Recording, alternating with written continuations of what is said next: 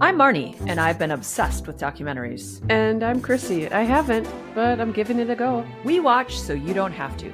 Or maybe you do, and just want a completely fact-free synopsis. Expect spoilers and tangents. Because we're not here to educate. We trade accuracy for entertainment every time. This is the Gist Project. Hey, Moon. Hey. So, we have our checklist of things to do. Yes. Have you taken your red pill? Not this morning.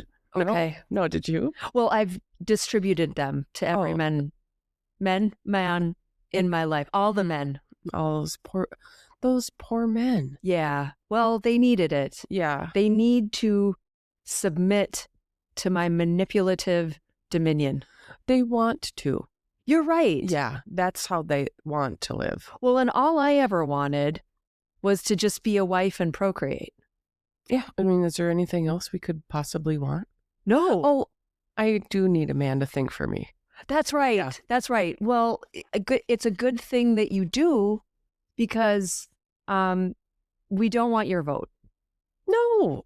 Why do women need to vote? They don't. No. There's no opinion because we actually don't come with original ideas. Yeah, we have nothing to offer. I don't think so. This is us in the Matrix. Yes. Excuse me. Let me get back. Now this is us in the Matrix. True. Oh, yeah. This was something. This was a Matrix hand signal of sorts. I mean, there's so many ways we can go with this. Yeah, and puking on camera will take out, but man, that's what I wanted to do. I know. I mean, so couldn't think of a show more up your alley. And I know one of the things that they get into is rage bait. And I don't necessarily want to espouse to rage baiting, but I have a feeling that's exactly what this documentary is going to do for you, Moon. Oh, yes. Yeah. Not just me. I'm watching it with Bobby, Lucy, and Mary. Okay. Now, before we get too far into it. Yeah, we better tell them what we're talking about. We are watching Louis Theroux. I have... Into the Manosphere. Thank you. Into the Manosphere. On Netflix. And this is a newer one. Mm-hmm. And I believe it was done in 2025. And that's a little bit important just because of the date. Right. But I'm watching it with the girls and Bobby. And even Bobby's like, serious, like, this is disgusting. The way that they do talk about women. And my girls are like, ugh. I mean, every one of us sees through this bullshit.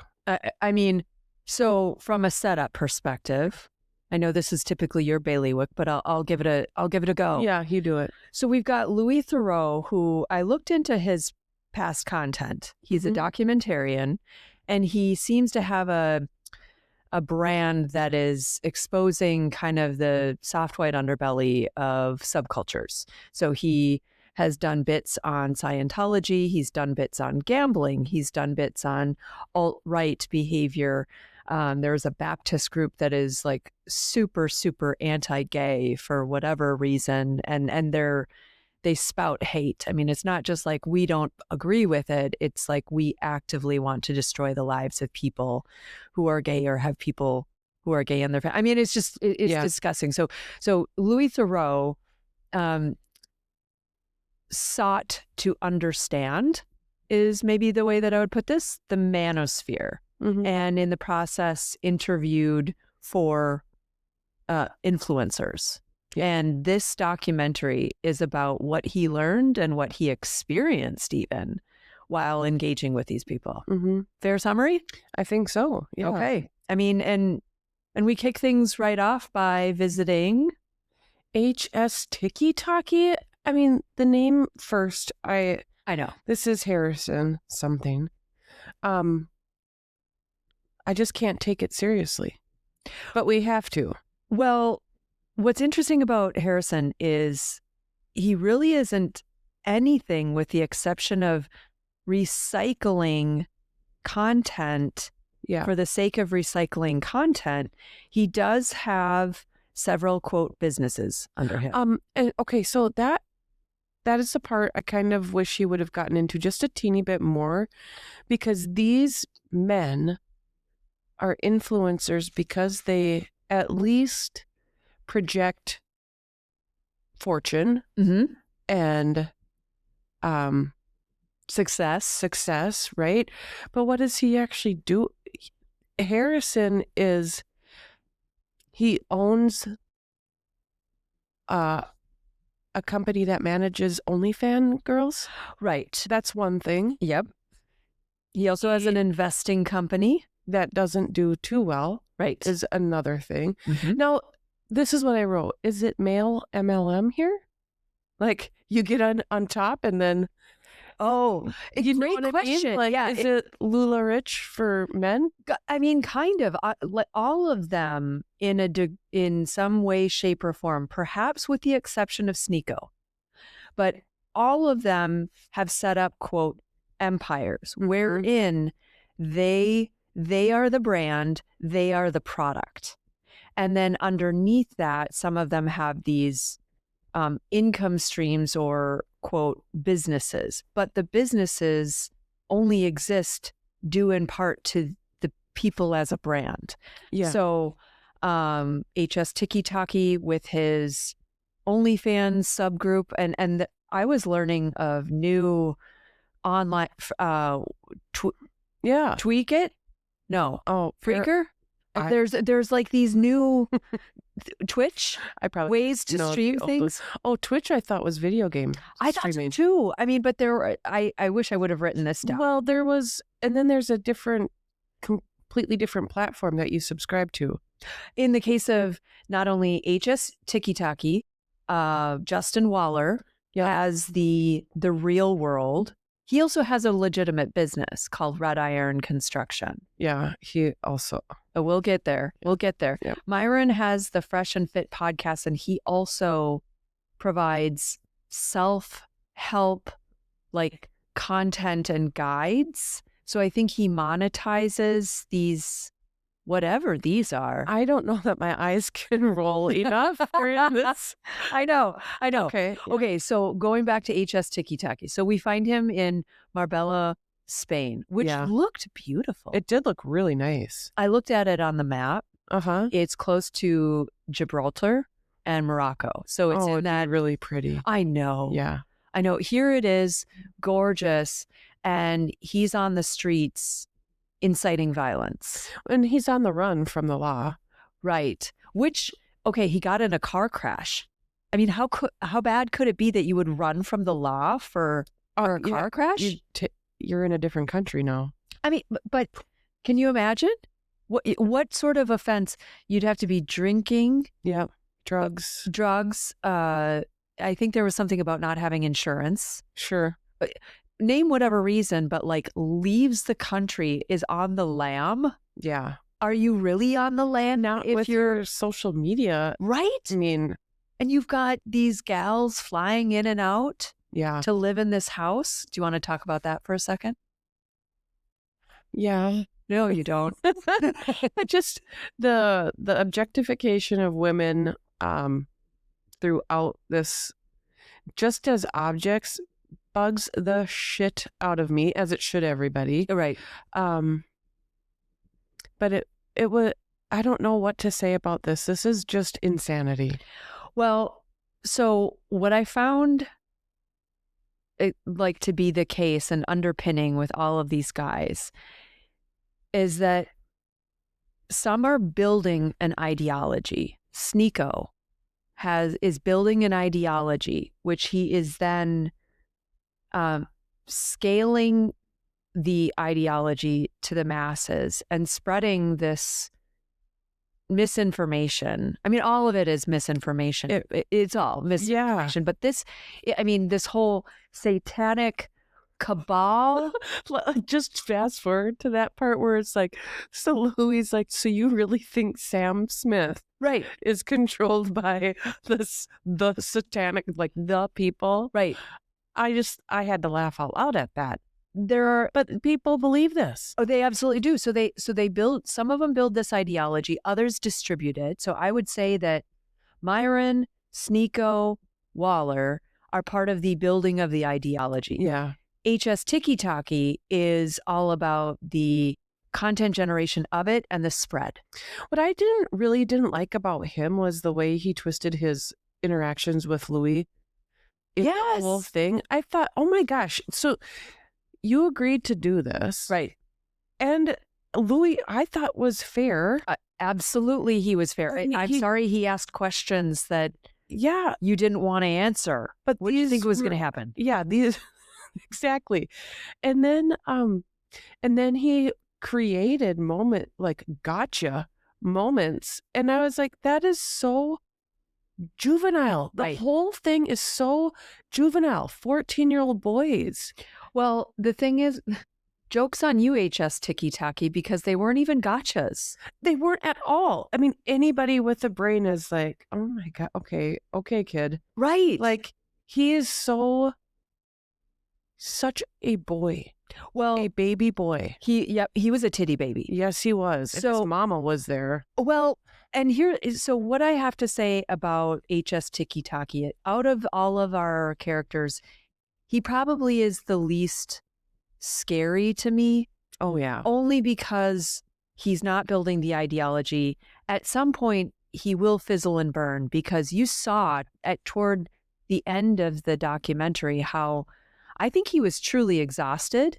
And he by- seemed desperate. He Yeah. desperate and exhausted, and to the point where he's generating the content simply for the generation of the content. And he even said that he doesn't necessarily believe his own words. Right. I mean, when it came to, I You- disown my gay son. yeah, He's disgusted by the people who make him money. that's it right there. It's Yeah. like, you own OnlyFans, ladies. Basically, you are a pimp. Right. And you abhor their behavior.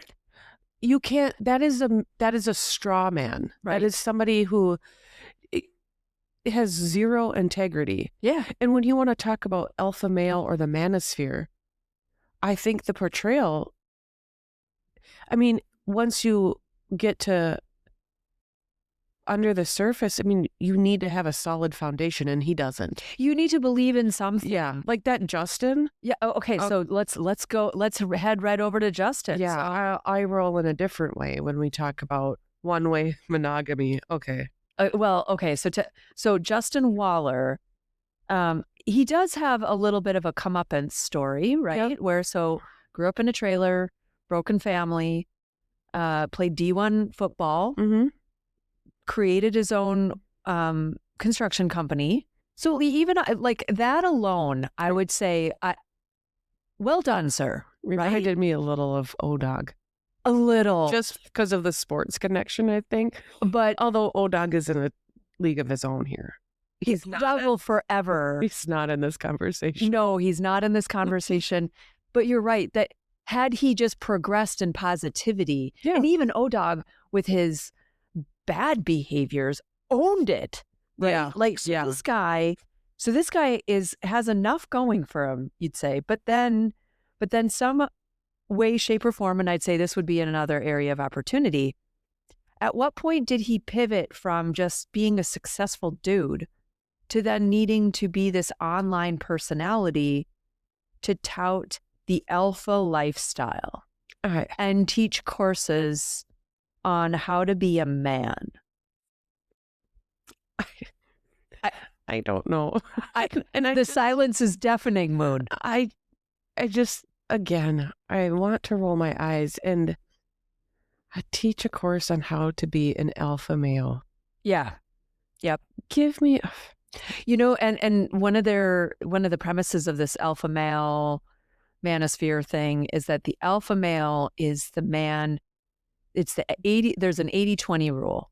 okay. 20%, 80% of women want 20% of men. And that 20% are the alpha males. And the other 80% of males are the beta males. And the beta males are whom the alpha males make money off of. So not only is there this misogyny of women, there's also this clear dichotomy of who is an alpha versus a beta? When you, And who wants to be a beta? Who I don't wants to know. be the guy, the cuck who just gets taken advantage of?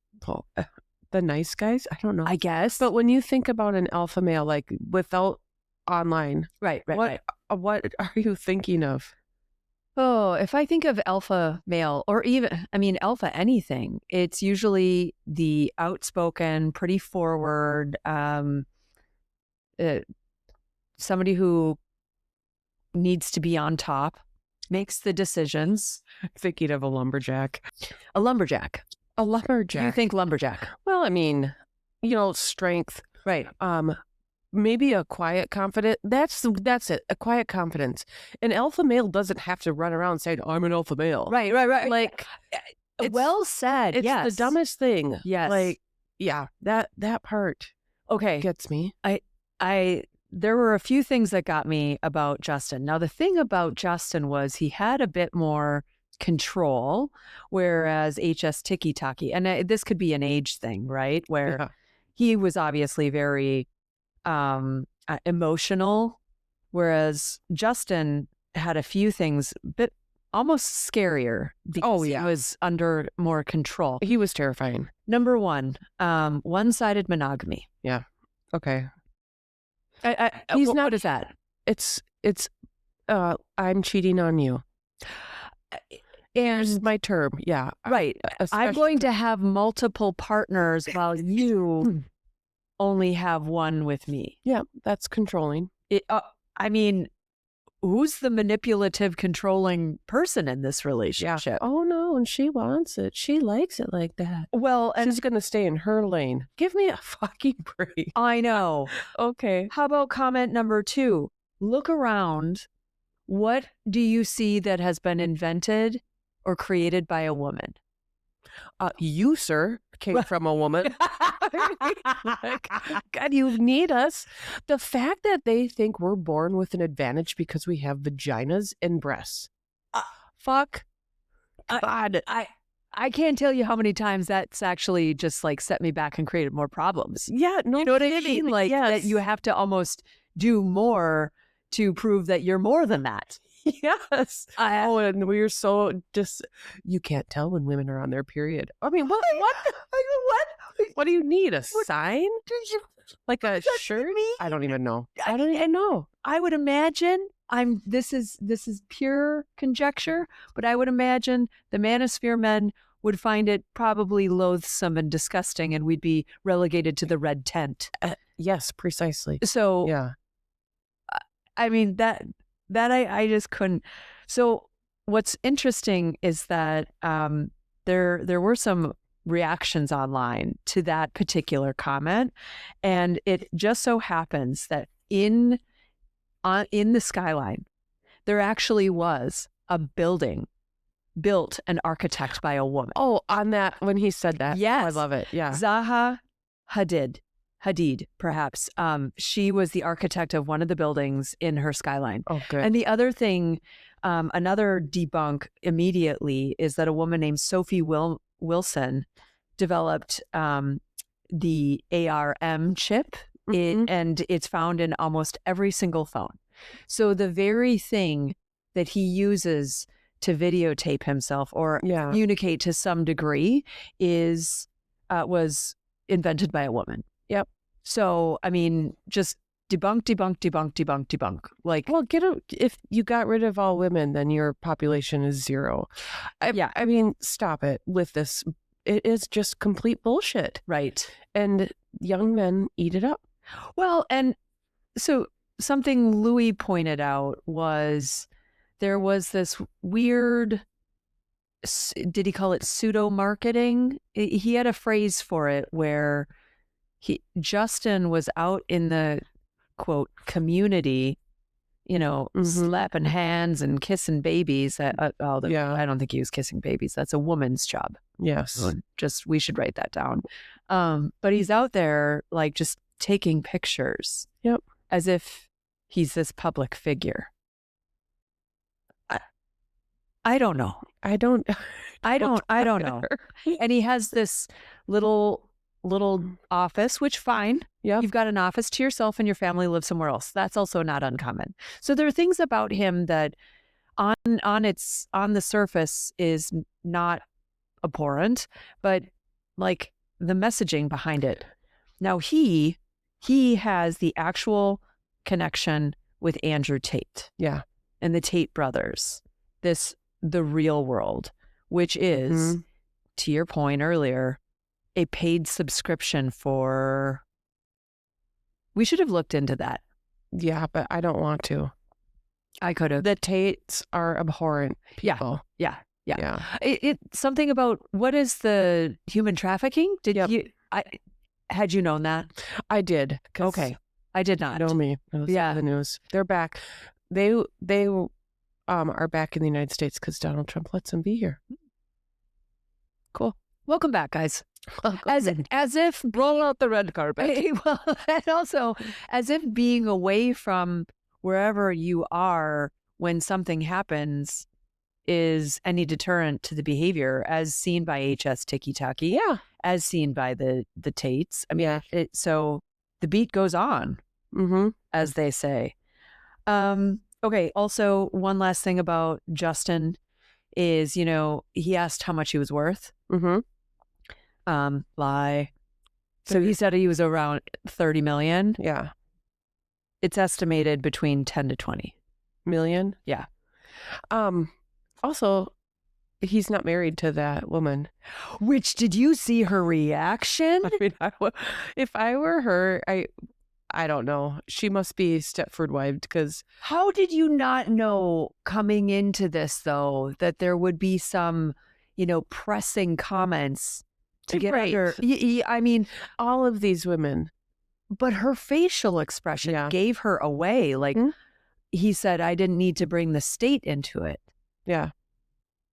What? You mean because then there's tax implications? Well, and she has zero security. Zero. Truly. Like, if he leaves, I mean, maybe she gets the kids, but if she has $0 and a lifestyle that you've grown accustomed to, have fun in your lane. Yeah, no kidding. Hopefully you don't have an exit coming up, lady. Right. I mean, like, seriously, that's so stupid. It's so stupid to be subjugate to this sort of shit. Yeah, I know. And not have any sort of protections. So let's go into our next character. Yeah. You ready? Mm-hmm. Myron. Yeah. Fresh and Fit podcast. And I will summarize Myron with rage bait and paid courses. Totally. Did you see the way he spoke to people? Yeah. The interesting thing was there was Myron on air. Yep. And then there was this behind the scenes interview with Angie, his girlfriend. But to be honest, none of it seemed authentic. No. I'm not suggesting that there's like deep down a good person lurking. No, I think it's a bad person there. But HS Tiki Taki and Myron, they showed it. So I don't think I'm some soothsayer, but there were clear moments where there was, Louis called out a very distinct, you said this, but I'm hearing that. In other words, like, you said you wanted to have multiple wives, and it was clear that that had not been an actual conversation with Angie. Exactly. So he may have talked about it. Oh yeah, Angie's fine with this. Well, she's not. No, she's not. And also, I think that I would venture to guess that one of the premises here is, oh, baby, don't worry. What I say online isn't really me. Sure. This is just me making a living. Also, Myron, when you stepped into his apartment, what that looked like a Howard Stern show. Yeah, that was just a studio. I mean, drapes, and I was dark like, lights. Is this a house? This is like a high school basement, high school boys' basement room with curtains all over. The padded cell. I bet or if whatever. you pull back those curtains, there's like posters of chicks on the wall. They're the garbage collection, like calendar of when to bring things out. There were 2 dogs living there. One was Frank. It looked like an Australian Shepherd. Yeah. And then her dog, I didn't catch the name. I didn't either. But Myron Go clean that up, Angie. yeah, right. And was that for show, or do you think that's real? I have both. Okay. I mean both. I think, I don't know. I mean, Bobby does a lot of cleaning at my house. So does Jeff. But I've never said, go clean that up, Bob. Oh, I'm never. gonna start, though. I mean, This show inspired me. I could be doing so much more with my power. what if we actually lived up to the reputation in which is being bestowed upon us? No, I'm reversing it. I'm the alpha. That's what I mean. Yeah. That's what I mean. Like, if we have this much, if in the Matrix, life is rigged by the elites, feminists, and modern systems. Fuck yeah. I mean, I guess bring it on. Yeah. But I mean, I don't, and I don't like this term, but it says that men are then wage slaves. They're 9 to 5. The 9 to 5 is when you are a wage slave to the elites and the modern system. And the red pill is how they are suppressed by women. Yeah. That's said by that kid who is homeless. And he's spending money to follow these. Well, maybe he's not spending money, but he's following these influencers as if he's going to become famous one day. Well, I think that's it. The irony here is that all of them, to some degree, say, fuck the man, or in this case, fuck the woman, right? Like, screw the system. You do you, bro. Don't swallow that red pill. Don't give in to the women. Like, don't work the 9 to 5. But none of them, with the exception of these like get rich quick schemes and invest over here or follow this platform, actually provide a path for these people to earn a living. I thought it was great when HS Tiki Taki would always hold up his phone and show like the receipts, but his phone is broken. Fucking get a screen, dude. The screen. Yeah, the screen. And I was just like, okay, well, cool. I mean, yeah. But who were we to? Myron. Yes. So he's less on the self-help and more on like women hating. These guys are all Howard Stern in one way or another, just kind of shock jocks. But hold on. Howard Stern is tame in comparison. I don't mean it like that. I just mean in our day. True.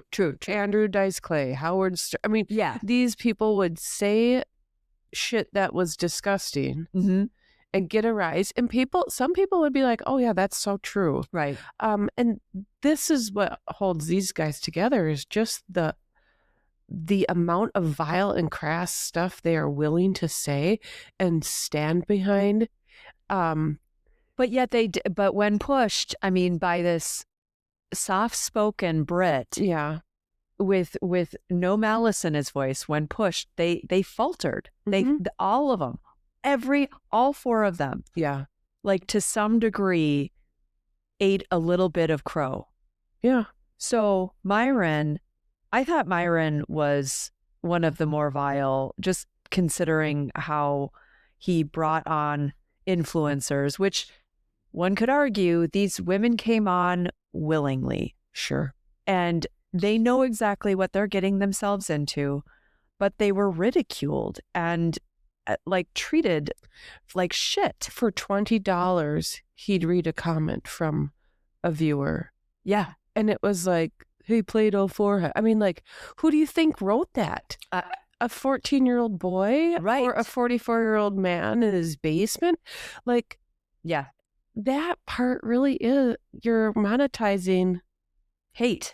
It is disgusting. So on the subject of hate, we kind of can come to our last character, Sneeko. Now, Sneeko, to me, on surface, I know nothing about Sneeko. I don't either. However, this dude has been banned multiple times on multiple platforms. The only one he was able to persist on was X. Surprise. Right. Yeah. And I believe his original premise was very much on hate speech, which is interesting as someone who, a self-identified immigrant, Filipino, I think. Yes. So Filipino. Yes. Filipino grandparents wanted him to be a doctor. He said, fuck that, I shan't, kind of a thing. But now his brand is essentially free martyr speech. Yeah. And he's also converted to Islam. I thought the same thing. Like, when I think about a lot of this manosphere and hate, I think of like a white nationalism almost. And Yeah. none of these people are white. No. With the exception of Justin. Yeah. But they talk as if they're pure in a way. I don't know. Maybe I'm wrong here, but anti-Semitism that was like persistent across all of them. That one is, I mean, absolutely mind-blowing. So Sneeko is known for his hate. Yeah. Like, so HS Tiki Taki creates rage bait. Myron is a misogynist through and through. Waller is like that, here's how to be a man and, have multiple tens, as they say. Sneeko, on the other hand, has created this like ideology people, young men are buying into regarding Satanism, the cabal, that the world is run by Jews, and hate speech that, I mean, it takes a lot to get banned from these platforms. So I would be curious what he's actually said. When I went to Mexico in college, and I spent 6 months there when I was getting my BA in anthropology, our professor took us to a cult. Oh, I cannot remember much, but I had flashbacks of it when Sneeko was talking about the Jews in the Rothschilds. And we went to the cult and we had to wear a skirt. I feel like we had to have our hair covered. And there were these, it was in Mexico, of course, and they were telling us how the Jews controlled everything, and the Rothschilds and I mean, as an 18-year-old, this is 20 plus years ago. Yes. And I was like, oh, this rhetoric is not new. No. And which I know that in my heart of hearts. But when he was saying that, I'm like, oh my gosh, this is like that cult I went to when that little Mexican lady was telling us all about the Rothschild and how they're the devil. And it's like, wow. So Moon, I can't believe we've gone this far in our friendship, and I haven't heard about your visit to a cult. It was one of those things that like it just boom. Oh, that's right. I've been to a cult. You can say you've I've made it up and down, and I cannot even remember where it was in the list in the line of that trip. So I'm gonna have to get my journal out. Yeah, no kidding. I this one I just scratched my head.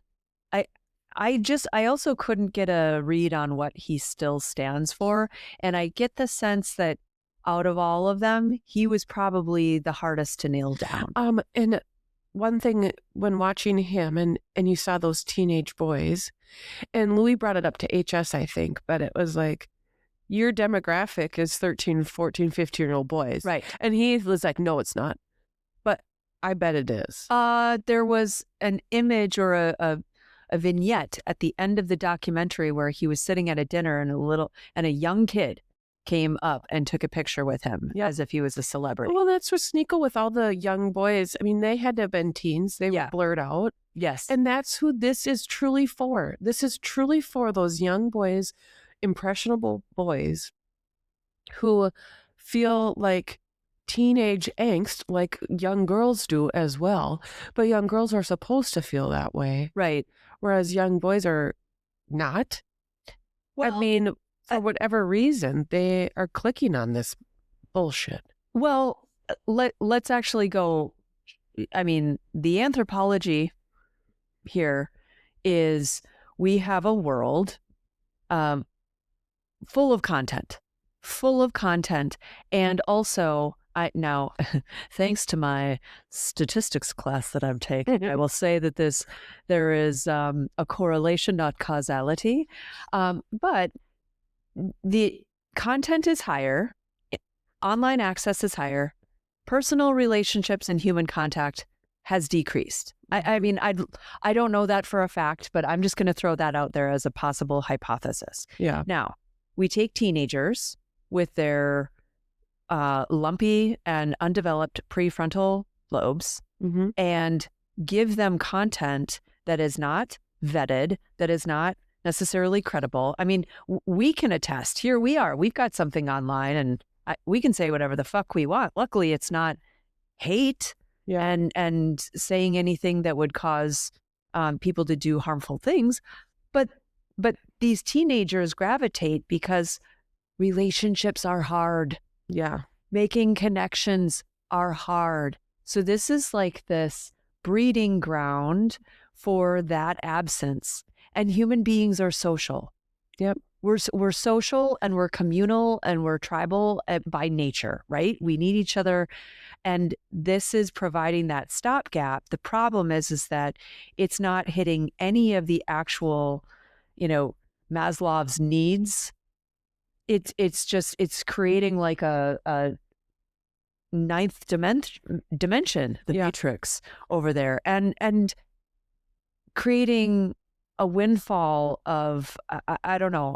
I'm actually scared because it shows that it's like an easy button. Yeah. It's the easy button. Just like we all want to lose weight easy. We want, we want this to be easier. We want to make more money. We want everything easy. This is like an easy way to be in an echo chamber and feel like when things are hard, there's a reason for it rather than actually doing the hard work. Yeah. And the reason is women and Jews. Like right now, right? For these guys. Yes. But but to just add to that, when you think about just let's not get too into gender constructs, but males are masculine money makers, the breadwinners. That's an outdated concept, but it's really strong, outdated, right? Yeah. It's a strong one. Females are nurturing, they're doing the household stuff. But if you are a young boy and maybe you don't even have, and then the divorce rate and blah, blah, blah. But the economy is set up where you can't just go get a job and raise a family on one income where you could before. Right. And I think that's what makes grown men, more our generation, want that easy button. I mean, we all want easy buttons in some way, shape, or form, but not at the expense of integrity. And I think that's what you brought up in the beginning, where the integrity of thought, the integrity of actions, it's all gone here. It's all gone. It's all just performative bullshit. So when thinking about this, and of course we've got news. We've got news for our listeners, for our adoring fans that we'll get to. But like when thinking of what's the answer, I was in the shower. You know when you have shower thoughts? Oh yeah. Or pee thoughts? Yeah. Those that it's usually when you're stuck to your own devices. Why aren't celebrities or other people who do have platforms, you and I obviously don't, but like for those who do have platforms, why are they not saying anything? Why isn't there some sort of counterbalance to this?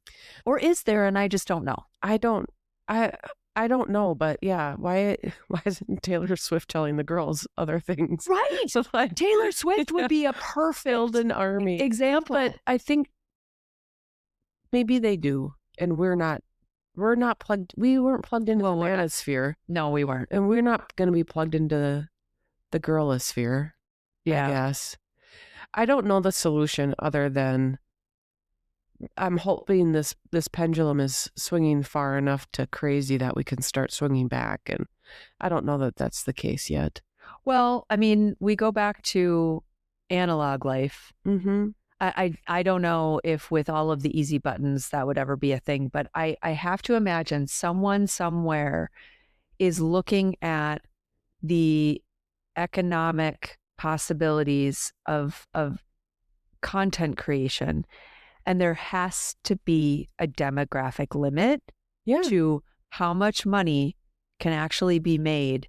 And I think because we're now hitting this new aggressive or at least visible pace of hatred, and that's being monetized, that's super concerning. And hopefully that stops and the monetization of this sort of thing can reverse itself. Right. I don't know. I mean, there are plenty, like you mentioned with the MLMs, there are plenty of businesses that create content that promise to help in some way, shape, or form. Just buy this form, pay for this class, do this thing. And some of them, I think, mean well. Oh, I mean, Mel Robbins does it. Like there are all kinds of people who do things like that and have businesses. But at the end of the day, like you're not seeing McKinsey do that. Yeah. Like, McKinsey's not offering an online get rich course. I don't know. I like we could go on, but I would just like to know that, like you said, the pendulum is swinging, and if there's something that we could be doing to help in that sense, that we're doing it, and that enough people are doing it. And I don't think that's the truth. No, probably not. No, I think, well, look at, I think we are so woefully unprepared for the next digital thing, AI and True. all this stuff. But I don't know. As parents, wives, who are not a part of the matrix and not consuming nor distributing red pills, with the exception of my cranberry pill. Exactly. I do take a nightly cranberry pill. That's helpful. We are spending our time raising those kiddos and contributing to the communities in which we live. That's true. I mean, when my girls watched this show, they were grossed out by like the content that lives out there. Yeah. So that's a plus. My husband was absolutely appalled. Yeah. He was like, there were times where he laughed out loud. Like, I can't believe. Bobby too. That this is what they're saying. Yeah. He said multiple times, that's just disgusting. It is. And so I asked between the two of us, I have the one son. I said, hey, do you know these guys? And I named them all. The only one he had heard of was Sneeko. Okay. And he's like, yeah, he was a thing like way back in the day. So I'm guessing due to his, absence on the internets, they fall off. They fall off just as easily as they crop up too. Yes. That's another thing. Wait till these men meet real women who they actually like and are like, oh, you're not a 10, but you have a brain in your head. I mean, that's how I snagged Bob. I mean, so on the subject of kids, Moon, now's the time. Yep. Dear Gist Project listeners, we are we're going to call this curtains. Yeah, we regret to inform you that. That we are going. The Manosphere broke us. That's it. We just couldn't crack into the internet. So we're just going to go back to raising kids. Yep. Doing the hockey thing. Crafting. Sending them back. We've got kids we're sending off to college. Yep. That's important. Well, when we started this was something we just wanted to do, and we could. Yep. Time and the resources to do it, and we tried it. Yeah, we did. And we did it. And if there was a way to come back and do something that spread goodness into the world, we'll do it. Mm-hmm. We'll do it. Yeah. But in the meantime, what we're going to do is bid adieu. Yes. And thank everybody for the comments, for the support, for giving us suggestions on docs to watch. We got some constructive feedback from some folks in the comments. Yep. We got a book. I got a book from a friend who listened. I was told that listening to the podcast is also a great way to just stay connected and hear our voices. We have a couple number one fans and at the end of the day, this has been like a wild and fun ride. It really has. Yeah. But Moon and Mars are going to get off back and contribute to society the same way we were doing it before. Raising kids, working for the cabal. Yep. In the 9 to 5, and I'm going back to school. Yeah. So it's like you only have so much time. We all have 24 hours in a day. Yeah. Right. Yep. But thank you. Yeah. Thank you for being here and for supporting us, and Moon for being the world's best co-host. Oh, back at you. Oh gosh. All right, you ready to go drink our Russian tea and take our pills? Yes. Okay. All right. With that, our friends, love. That's the gist. That's the gist of the gist. Yeah. All right. See you later. Yep. Bye, Moon. Bye. Well, there you have it. You may have picked up on a fact or two. Or just convinced yourself you did. Either way, that's the Gist Project. Never educational, but always entertaining.